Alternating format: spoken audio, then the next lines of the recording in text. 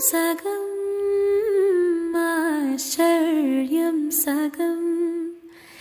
ఏమైనా నిజం బాగుంది నిజం కాలం కదలికల సాక్షిగా ప్రేమై కదిలినది జీవితం ఇకపై పదిలమే నా పదం నీతో అటో ఇటో వైపు దారి చూసినా